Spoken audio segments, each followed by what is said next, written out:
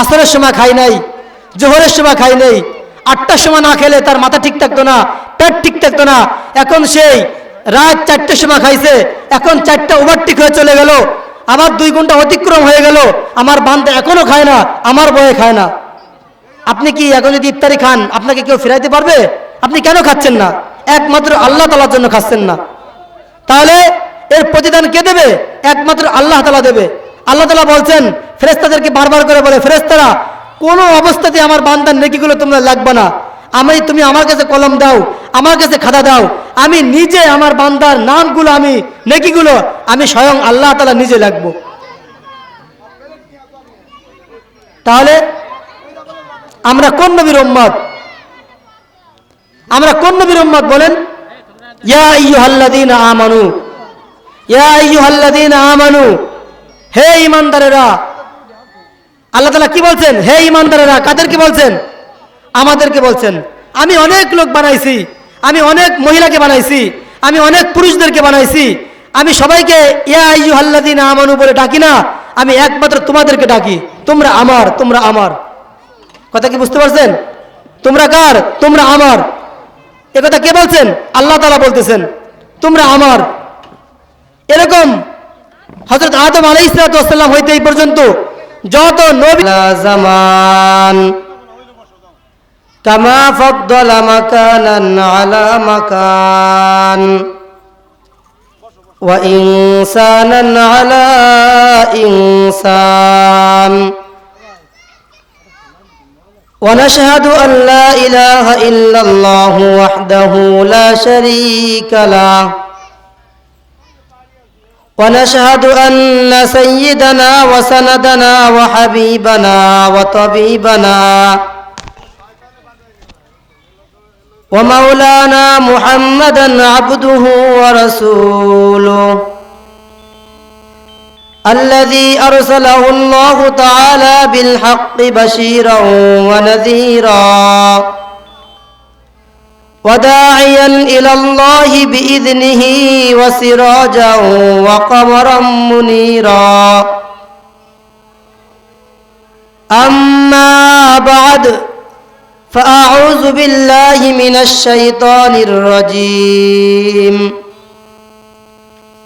بسم الله الرحمن الرحيم سنة من قد أرسلنا قبلك من رسلنا ولا تجد لسنتنا تحويلا أقم الصلاة لدلوك الشمس إلى غسق الليل وقرآن الفجر إن قرآن الفجر كان مشهودا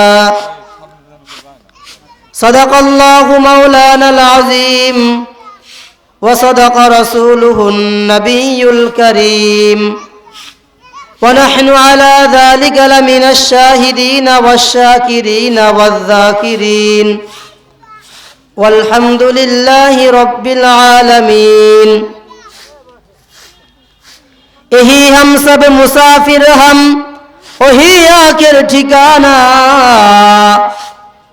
कोई आगे रवाना है कोई पीछे रवाना बलगल उला बिकमालिही कशफत तुजा बिजमालिही हसनत जमीउ खिसालिही सल्लु अलैहि व आलिही अल्हम्दुलिल्लाह।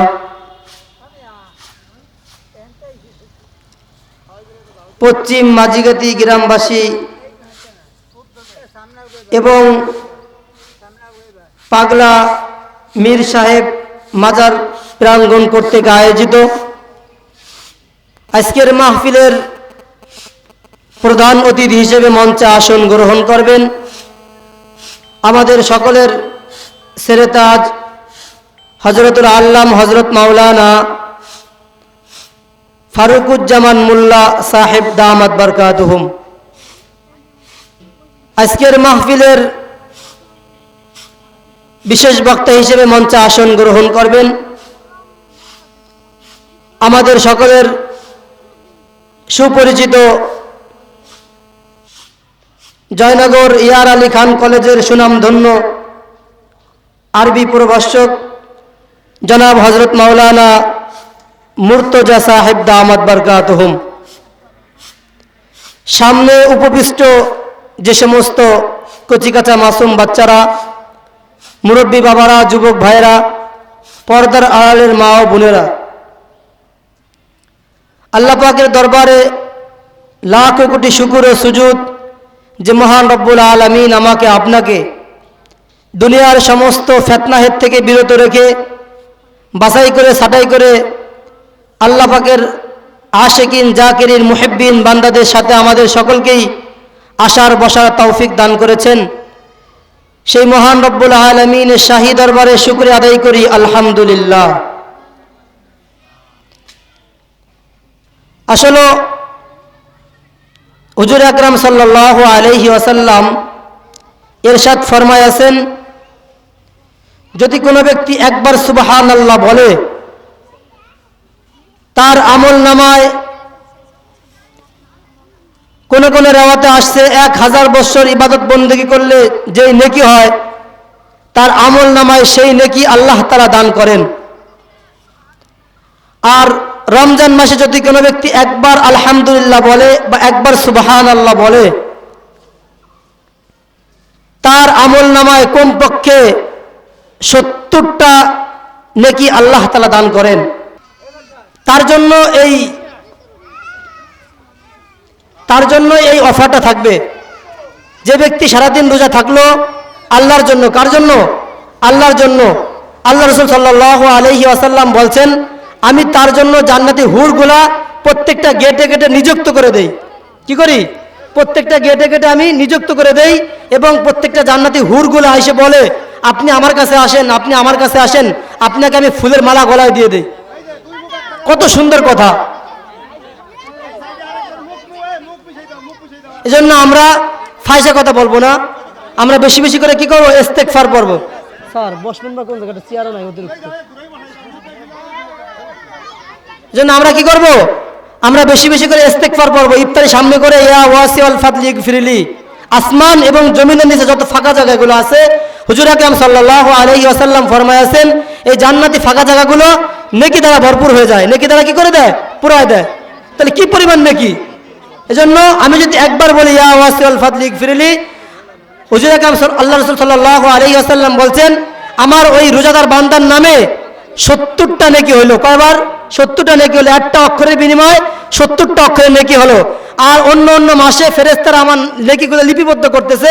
এখন আল্লাহ তাআলা বলে, ফেরেশতাদেরকে বলে, হে ফেরেশতারা, তোমরা এখন কলম আমার কাছে দাও, তোমরা কাগজ আমার কাছে দাও, কলম আমার কাছে দাও, আমি আমার বান্দার নেকিগুলো আমি নিজে আল্লাহ তাআলা লিখব। কি করব? আমি নিজে আমার বান্দার নেকিগুলো আমি লিখতে থাকবো। ফেরেশতারা লিখবে না। এখন কে লিখবে? স্বয়ং আল্লাহ তাআলা আমার নেকিগুলো লিখতে থাকবে। আসরের সময় খাই নাই, জোহরের সময় খাই নাই, 8টার সময় না খেলে তার মাথা ঠিক থাকতো না, পেট ঠিক থাকতো না।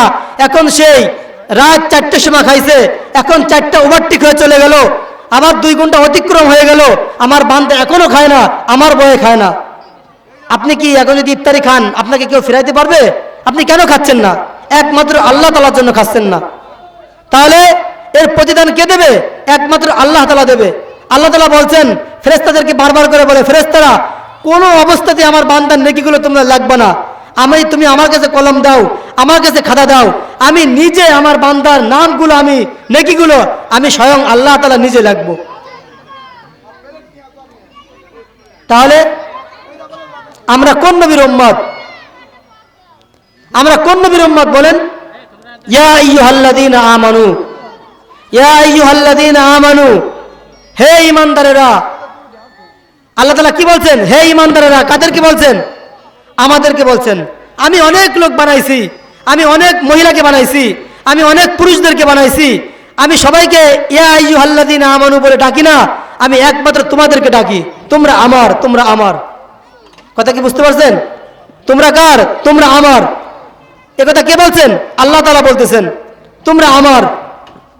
এরকম হযরত আদম আলাইহিস সালাম হইতে এই পর্যন্ত যত নবী আম্বিয়া কিরাম তৈরি করেছেন, যত নবী আসছেন, কোন নবীদের জামানার কোন উম্মতদেরকে এরকম বলা হয় নাই যে ইয়া আইয়ুহাল্লাযীনা আমানু, অর্থাৎ মুসা আলাইহিস সালামের জামানায় বলা হয় নাই, ঈসার জামানায় বলা হয় নাই, নূহ আলাইহিস সালামের জামানায় বলা হয় নাই, সেই জামানায় যে সমস্ত লোকরা ঈমান এনেছেন তাদের সম্পর্কে বলা হয় নাই। আল্লাহ তাআলা বলেন নাই ইয়া আইয়ুহাল্লাযীনা আমানু, এটা কাদের ক্ষেত্রে বলা হয়েছে? হুজুর আকরাম সাল্লাল্লাহু আলাইহি ওয়াসাল্লাম, শেষ জামানার নবী জনাবে মুহাম্মদ রাসূলুল্লাহ সাল্লাল্লাহু আলাইহি ওয়াসাল্লাম এর জামানায় যারা ঈমান এনেছে এদেরকে আল্লাহ তাআলা বলছেন ইয়া আইয়ুহাল্লাযীনা আমানু। কেমন কথা আল্লাহ তাআলা বলছেন? তোমরা আমার, আমি তোমার। কে বলছেন? তোমরা আমার, আমি তোমার। কত সুন্দর কথা বলেন। আসলে হিদায়াত সবার কপালে আসবে না। আপনি দেখেন মাইকের আওয়াজ কত দূর পর্যন্ত যায়, সবাই কিন্তু এখানে আসতে পারে নাই। পারছে নাকি বলেন? পারছে? হযরত বিলালের বাড়ি ছিল মক্কা মদিনায়। হযরত বিলাল রাদিয়াল্লাহু তাআলা, নাম শুনছেন সবাই? এই বিলাল রাদিয়াল্লাহু তাআলা আনহুর বাড়ি ছিল মক্কা মদিনায়। হযরত হুযাইফার বাড়ি ছিল ইয়ামানে। হযরত হুযাইফা প্রসিদ্ধ একজন সাহাবী। কি ছিল বলেন? প্রসিদ্ধ একজন সাহাবী হযরত হুযাইফা রাদিয়াল্লাহু তাআলা আনহু। তার বাড়ি ছিল কি? ইয়ামানে। হযরত সালমান বাসা ছিল ইরান। তার বাসা ছিল কোথায় বলেন? ইরান। হযরত আবু হুরায়রা রাদিয়াল্লাহু তাআলা আনহু, তার বাসা ছিল দাউদ গোত্রে। তাহলে দূরের থেকে এসে কালেমা পড়লেন, দূরের থেকে এসে হিদায়াত নসিব হইলেন, কিন্তু কাছ থেকে কালেমা পড়লেন না। আবু জাহেলের বাসা ছিল কোথায় বলেন? আবু জাহেলের বাসা ছিল একদম মক্কা নগরে, একদম কাবার পাশেই ছিল হযরত আবু জাহেলের বাড়ি। কোথায় ছিল? একদম হুজুর আকরাম সাল্লাল্লাহু আলাইহি ওয়াসাল্লামের একদম মদিনার পাশেই, কাবার পাশেই ছিল। কিন্তু আবু জাহেলের কপালে হিদায়াত আসে নাই। আবু জাহেলকে হুজুর আকরাম সাল্লাল্লাহু আলাইহি ওয়াসাল্লাম আসরের সময় দাওয়াত দিবেন, মাগরিবের সময় দাওয়াত দিবেন, তোমরা চলে আসো দিকে, এরকম দাওয়াত দিবেন। কিন্তু দাওয়াত দেওয়ার পরেও হযরত আবু জাহেলের কপালে কালেমা নসিব হয় নাই। হুজুর আকরাম সাল্লাল্লাহু আলাইহি ওয়াসাল্লাম বারবার করে বলছেন, চাচা আপনি কি একবার কালেমা পড়েন, আপনি একবার কালেমা পড়েন, আপনি যদি একবার কালেমা পড়েন হুজুর আকরাম সাল্লাল্লাহু, আল্লাহ তাআলা আপনাকে আরশে আজিমের মালিক আল্লাহ আপনাকে আপন করে নেবে। আবু জাহেল বারবার করে বলছে, আমি কোনো অবস্থাতেই কালেমা পড়বো না। কি করব না? আমি কোনো অবস্থাতেই কালেমা পড়বো না। আমি জাহান্নামে পড়বো তাও ভালো, কিন্তু আমি কালেমা পড়বো না। আমি মুহাম্মদ তোর কালেমা আমি পড়বো না, আমি মুহাম্মদ তোর কালেমা আমি পড়বো না, মুহাম্মদ তোর কালেমা আমি পড়বো না। নসিব হয় নাই। এখন আপনারা দেখছেন না, হাজী সাহেবকে ভিতরে দুই গ্রুপ হয়ে গেছে। কয় গ্রুপ? হাজী সাহেবকে ভিতরে দুই গ্রুপ হয়ে গেছে। যারা মক্কা মদিনায় যায়, যারা উমরায় গেছে, মক্কা মদিনায় গেছে, তারা দেখছে এই আবু জাহেলের বাসা একদম নিকটে, একদম নিকটে। তখন কোন কোন হাজী সাহেব বলে, হুজুর এবার যদি মক্কায় যাই, উমরায় যাই বা হজে যাই, তাহলে এই আবু জাহেলের বাড়ি, এই আবু জাহেলের বাসা বলে আমরা শুধু খালি পায়খানা করবো আর পিশাব করবো। এরকম এক শ্রেণীর হাজী সাহেবরা বলছে। আবার আরেক শ্রেণীর হাজী সাহেবরা বলে, মক্কা মদিনায় গেছিলাম হুজুর, যাওয়ার পরে এমন ঘৃণা লাগছে যে আবু জাহেলের বাসায়, আবু জাহেলের বাড়ির কাছ দিয়ে আমরা যাইনি, আবু জাহেলের কবরের কাছ দিয়ে কি করি নাই, আমরা যাইনি। তাকে এত ঘৃণা, এত পরিমাণ ঘৃণা করছে। তাহলে কালেমা পড়ি নাই, ইসলাম স্বীকার করি নাই, কালেমা মুখে উচ্চারণ করি নাই, যার কারণে তার সে এত বড় ক্ষতিগ্রস্ত হয়েছে। আর যে আমরা তো কালেমাওয়ালা, আমাদের আব্বা আম্মা আমাদের কানে কতবার কালেমা পড়াইলো, আমাদের আব্বা আম্মা কতবার কালেমা লা ইলাহা ইল্লাল্লাহ মুহাম্মাদুর রাসূলুল্লাহ, এটা আমরা কত হাজার বার, কত লক্ষ বার, কোটি কোটি বার পড়তে পারলাম। এই কালেমা আবু জাহেল একবার পড়তে পারে নাই। আবু জাহেলের কপালে এই কালেমা আল্লাহ তাআলা নসিব করেন নাই। আমরা পড়তে পারছি, আমরা কত বড় ভাগ্যবান। দেখেন, যে এর ভিতরে যে ব্যক্তি রোজা নাই, তার দিলের ভিতরে কোনো তৃপ্তি নাই। আছে নাকি বলেন? যে ব্যক্তি রোজা নাই তার দিলের ভিতরে কোনো তৃপ্তি নাই। যে ব্যক্তি রোজা আছে তার দিলের ভিতরে অনেক তৃপ্তি। কখন ইফতারির টাইম হবে, কখন আরশে আজিমের মালিক আল্লাহ আমাকে পানি পান করার হুকুম দেবে, আমি কখন খানা খাবো, কখন ইফতারি করব। এই ইফতারি যখন বিসমিল্লাহির রহমানির রহিম পড়ে আপনি খাবেন, আপনার দিলের ভিতরে একটা প্রশান্তি লাগবে। আর যে ব্যক্তি রোজা নাই সে তো দুপুরে খানা খাইয়ে আসছে, যখন পানির পিপাসা লাগছে পানি খাইছে, সেই তৃপ্তি বুঝবে না। আল্লাহর কসম, যে ব্যক্তি সিজদাওয়ালা, একবার সিজদা দিলে যে কি পরিমাণ তার দিলের ভিতরে তৃপ্তি লাগে, এটা বেনামাজি বেরোজগারি, একে আপনি কিয়ামত পর্যন্ত বুঝাইতে পারবেন না। একে কি করতে পারবেন না? একে আপনি কিয়ামত পর্যন্ত বুঝাইতে পারবেন না যে কি পরিমাণ তার দিলের ভিতরে তৃপ্তি বোধ করে। আমি যদি ইফতারি করতাম, আমি যদি পুকুরে ডুব দিতাম, পানি খাইতাম, কেউ ফিরাইতে পারতো না, কেউ দেখতো না। আমি রোজা রাখছি কার জন্য বলেন? একমাত্র আমার রব আল্লাহ তাআলার জন্য। যখন আল্লাহর হুকুম ছিল আমি ইফতারি খেয়েছি, যখন আমার হুকুম ছিল আমি ইফতারি সেহরি শেষ করেছি, সেহরির টাইম শেষ করেছি। যখন আমার রব আমাকে আবার হুকুম করবেন, বান্দা তুমি খাও, তখন আমি আবার খাবো। এজন্য আমি বললাম, ইয়া আইয়ুহাল্লাযীনা আমানু, আল্লাহ তাআলা বলছেন, আল্লাহ নিজে ডাকছেন, হে ঈমানদারেরা, তোমরা আমার, আমি তোমার। এই যে একটু আগে যে কথা বললাম, যে ব্যক্তি ইফতারি সামনে করে, একটা গুরুত্বপূর্ণ কথা শুনেন, যে ব্যক্তি ইফতারি সামনে করে এই দোয়াটা পড়ে, ইয়া ওয়াসি ওয়াল ফাদলি ইগফিরলি, তখন একটু খেয়াল করে শোনেন, সেই রোজাদার ব্যক্তিদেরকে তার জন্য কি সুসংবাদ জানেন? হুজুর আকরাম সাল্লাল্লাহু আলাইহি ওয়াসাল্লাম কিতাবের ভিতর বলছেন, প্রত্যেকটা জান্নাতি গেটে গেটে, অর্থাৎ জান্নাতি হুর, যে হুর গিলমান, অর্থাৎ 70,000 এরকম পরনে তার কাপড় থাকবে, তার হাড্ডির ভিতর মগজ পর্যন্ত দেখা যাবে, একে বলা হয় জান্নাতি হুর। এই জান্নাতি হুরগুলো কে হবে বলেন? মহিলারা হবে। এই মহিলারা প্রত্যেকটা গেটে গেটে ফুল নিয়ে দাঁড়ায় থাকবে, ফুলের থোড়া নিয়ে। দেখেন নাই আমাদের এমপি মহোদয় যখন ক্ষমতায় আসলেন, তখন আপনারা কি গেছিলেন নাকি এই গ্রামের মানুষ এই ফুলের থোড়া নিয়ে নিয়ে গলায় পরাইতে গেছিলেন না আপনারা? আমরা দেখছি, ফেসবুকে দেখছি, ইউটিউবে দেখছি, এই ফেসবুকে ইউটিউব দেখছি আমরা, যে ফুলের থোড়াগুলো নিয়ে বলে, ভাই আমি অমুক এলাকার চেয়ারম্যান, আমি অমুক এলাকার সাবেক মেম্বার, আমি আপনাকে ভালোবাসি, আমি আমার পক্ষ থেকে, আমার ইউনিয়নের পক্ষ থেকে, আমার ওয়ার্ডের পক্ষ থেকে আমি আপনাকে ফুলের মালা দেওয়ার জন্য আসছি। তখন এমপি মহোদয় আপনার প্রতি খুশি হয় কি হয় না বলেন? হয়। আর জান্নাতি হুরগুলা আপনাকে বলবে, ডাকবে, হায় রোজাদার ব্যক্তিরা, তুমি আমার কাছে আসো। এ টানবে, অমুক হুর টানবে, আরেক হুর টানবে, আরেক হুর টানবে, এরকম বলবে, হায় আফসোস, আমি কত বড় অভাগ্য যে আমার কাছে আসলো না, আমি একে আমার ফুলের থোড়াগুলো পরাইতে পারলাম না। জান্নাতি হুরগুলা কি করবে? ভাই আপনি ওদিক তাকাইলেও আপনার সামনে খানা আসবে, আপনি ওদিক না তাকাইলেও আপনার সামনে খানা আসবে। আসবে কি আসবে না বলেন? যদি আপনার রিজিকে থাকে অবশ্যই আপনার সামনে খাবার আসবেই আসবে, কিন্তু গুরুত্বপূর্ণ কথা কিন্তু আপনার পাবেন না। তখন জান্নাতি হুরগুলা আপনার গেটে গেটে বলবে, ভাই আপনি আমার কাছে আসেন, ভাই আপনি আমার কাছে আসেন, আরশে আজিমের মালিক আপনার পর কত খুশি হয়েছে, আপনি সারাদিন না খেয়ে রয়েছেন, আপনি ইচ্ছা করলে খাইতে পারতেন, আপনার গলায় আমি একটু জান্নাতি এই ফুলের মালাগুলো আমি পরাই দিই। কথা কি বুঝতে পারছেন সবাই? তাহলে অন্য জামানায় কোনো ইতিহাসের ভিতরে আসছে, কোন নবী রাসূলদের জামানায় এরকম আল্লাহ তাআলা বলেন নাই, ইয়া আইয়ুহাল্লাযীনা আমানু। মুফাসসিরিনে কিরাম বলছেন, কিতাবের ভিতরে বলছেন, কোরআনের ভিতরে বলছেন, ইয়া আইয়ুহাল্লাযীনা আমানু, হে ঈমানদারেরা। যদি কোনো ব্যক্তি বলে এই লোকটা আমার, যদি কি বলা হয়, যদি বলা হয় এই লোকটা আমার, তাহলে আপনার কাছে কেমন খুশি লাগবে বলেন? যদি আপনার ওয়ার্ডের বা আপনার ইউনিয়নের চেয়ারম্যান সাহেব বলে এই লোকটা আমার, এই লোকটা কি বলেন? এই লোকটা আমার।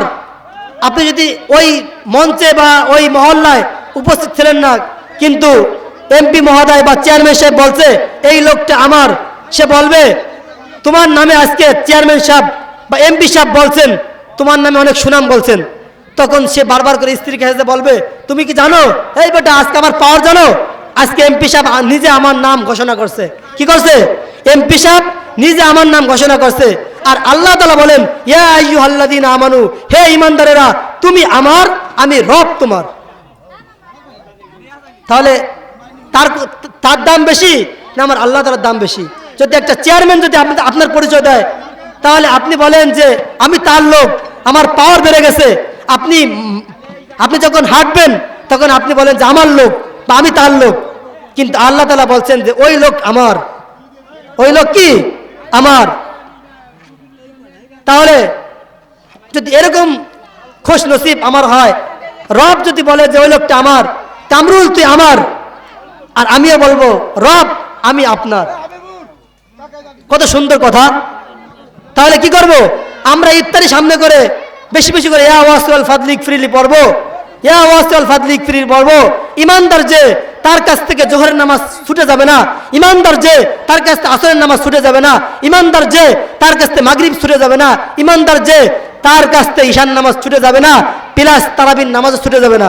এখন তো আমাদের সমাজে কিছু কিছু সময় আসছে 8 রাকাত নামাজ, 8 রাকাত নামাজ পড়বো না 20 রাকাত নামাজ পড়বো? ভাই আমরা সবাই 20 রাকাত নামাজ পড়বো ইনশাআল্লাহ।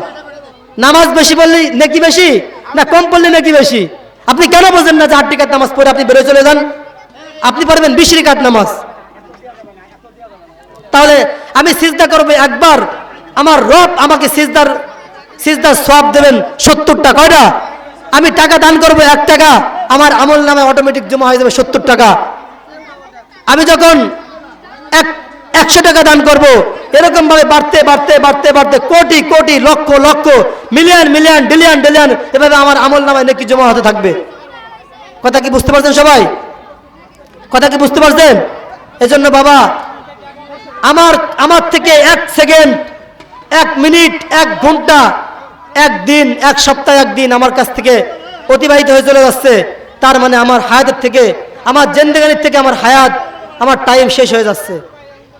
আপনি আজকে ইফতারি সামনে করে নিয়ে বসছেন, আগামীকাল এই দিন কিন্তু আপনি ইফতারি সামনে করে নিয়ে বসতে পারবেন না। আপনি আজকে মার্চ মাসের 5 তারিখ, আগামী বছর এই মার্চ মাসের 5 তারিখ আপনি এখানে বসতে পারবেন না।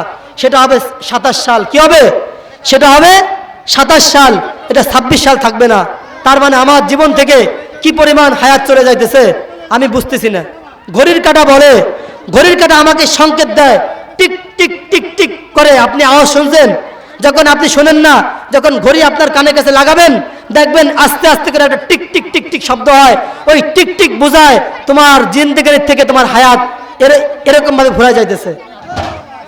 যেমন কি করে এরকম তোমার জিন্দেগির থেকে কি হায়াত ফুরায় যাইতেছে। এজন্য ভাই আমার জিন্দেগির অনেক দাম, আমার জিন্দেগির কি অনেক দাম। যারা এই সুন্দর একটা আয়োজন করছেন আমি তাদেরকে অসংখ্য ধন্যবাদ জানাবো। এরকম একটা মাহফিল করবেন রমজান মাসে, আপনার আমল নামায় 70টা মাহফিলের নেকি জমা করে দেবে। উলামায়ে কিরাম তো মাগরিবের নামাজের পরে ধারাবাহিক আলোচনা করে থাকবেন। হযরত মাওলানা গোলাম মুর্তজা সাহেব দামাত বরকাতুহুম, উনি বিষয়ভিত্তিক আলোচনা করে থাকেন। আমি ওনার ওয়াজ বিভিন্ন সময় আলোচনা শুনি, বাসাতে অনেক মাহফিলও করেছি, বিভিন্ন জায়গায় একসাথে দেখা হয়েছে। আজকেও আলহামদুলিল্লাহ আমার মতো অদমকে আজ এই যোগ্যপূর্ণ স্থানে আল্লাহ তাআলা আমাকেও দান করেছেন, কথা বলার সুযোগ দান করেছেন। হুজুর আকরাম সাল্লাল্লাহু আলাইহি ওয়াসাল্লাম বলছেন ওই সময় দোয়া কবুল হয় যে সময় ইফতারির সময়। কোন সময়? ইফতারির সময় দোয়া কবুল হয়। এই সময়টা আমি এত বড় একটা বরকতময় সময় আমি ভাগ্য আমার নসিব হয়েছে, আলহামদুলিল্লাহ আলহামদুলিল্লাহ। হুজুর আকরাম সাল্লাল্লাহু আলাইহি ওয়াসাল্লাম সাহাবা আজমাইনদেরকে নিয়ে 2 সময় দিনের দাওয়াত দিতেন, এক সময় ফজরের নামাজের পরে, এক সময় আসরের নামাজের পরে। এই 2টো সময় হুজুর আকরাম সাল্লাল্লাহু আলাইহি ওয়াসাল্লাম দিনের দাওয়াত দিতেন। কি করতেন? দিনের দাওয়াত দিতেন এই 2টো সময়। আর সেই 2টো সময়ের একটা সময় আমরা এতগুলো মানুষ একত্রিত হয়ে আমরা কেউ 2 মায়ের সন্তান না। আমার বাড়ি এক জায়গা, হযরতে মুহতারামের বাড়ি আরেক জায়গা, আরেকজনের বাড়ি আরেক জায়গা। সকলে আমরা দিনের খাতিরে আমরা কি করছি? ভাই সামনে চলে আসেন, ভাই সামনে চলে আসেন। দিনের খাতিরে আমরা সকলে আমরা ঐক্যবদ্ধ হয়েছি, এক জায়গা হয়েছি। কত বড় খুশ নসিব। এজন্য ভাই আমার জিন্দেগির থেকে হায়াত ফুরায় যাইতেছে, আমার জিন্দেগির থেকে কি হায়াত ফুরায় যাইতেছে। আমরা কি করব? আমরা আফসোস করব, হায় রমজান চলে গেল, 11 মাস আমার জন্য এরকম অফার ছিল না, 11 মাস এরকম আমার জন্য এরকম একটা অফারের সুযোগ ছিল না যে তুমি 1 সিজদা করবা, তোমার আমল নামে আমি 70 সিজদা দান করব। কথা কি বুঝতে পারছেন? আমি যখন সিজদা করব, আমার রব আমাকে হাত বুলায় বলে, বান্দা তুমি আমাকে সিজদা করছো, বান্দা কি করছো? তুমি আমাকে সিজদা করছো। ভাই ওদিকে খেয়াল না করলে আমরা একটু ভালো হয়, ওদিক জাহান্নামে চলে যাক, আপনাদের দিক তাকান। এজন্য কি করতে হবে? যে আমি কোনো অবস্থাতেই আমার যে কদিন রোজা আছে আমি একটা রোজা ভাঙবো না। আমি কি করব না? একটা রোজা ভাঙবো না। আল্লাহর কাছে পানা চাওয়া। হুজুর আকরাম সাল্লাল্লাহু আলাইহি ওয়াসাল্লাম সবসময় পানা চাইতেন, আল্লাহ আপনি আমাকে ঈদ পর্যন্ত হায়াত দেন, আল্লাহ আপনি আমাকে ঈদ পর্যন্ত হায়াত দেন, আল্লাহ আপনি আমাকে রহমত দান করেন, আল্লাহ আপনি আমাকে মাগফিরাত দান করেন, আল্লাহ আপনি আমাকে নাজাত দান করেন। এখন তো মাগফিরাতের ৫ম দিন চলতেছে। আপনি যখন রোজা থাকলেন আপনি মনে মনে ভাবছিলেন যে 30টে রোজা কবে শেষ হবে। দেখেন আমাদের থেকে আজকে অলরেডি 15 রমজান চলে যাইতেছে। আজকে কি করতেছে? 15 রমজান আমাদের থেকে চলে যাইতেছে। অর্থাৎ আমার জিন্দেগির থেকে আমার হায়াত ফুরা যাইতেছে। এজন্য ভাই এখন আপনি মুখ খুলে রাখবেন না, আপনি দিলে দিলে ইস্তেগফার করেন, আস্তাগফিরুল্লাহ আস্তাগফিরুল্লাহ। সারাদিন আমি যে গুনার কাজ করছি, সারাদিন আমার চক্ষু দিয়ে আমি যে বেনারী বেপর্দা মহিলাদের দিকে আমার নজর পড়ছে, আমি বেশি বেশি করে ইস্তেগফার করব। আল্লাহ আপনি আমাকে মাফ করেন, আল্লাহ আপনি আমাকে মাফ করেন। জোহরের নামাজে সিজদা আমার যেমন করে দেওয়ার দরকার ছিল আল্লাহ আমি সেভাবে দিতে পারি নাই। আল্লাহ সাহাবা আজমাইনা যেমন করে রাস্তা দিয়ে হাঁটছে আল্লাহ আমি সেভাবে হাঁটতে পারি নাই। আল্লাহ সাহাবা আজমাইনা যেমন করে রোজা রাখছে, ইফতারি খাইছে, সেহরি খাইছে, রোজা রাখছে, আল্লাহ আমি তো সেভাবে থাকতে পারি নাই। আমি তো অদম, আমি যেভাবেই থাকছি আল্লাহ আপনি আমাকে ক্ষমা করে দেন। এভাবে বেশি বেশি করে পানা চাওয়া। কি করা? এভাবে বেশি বেশি করে পানা চাওয়া।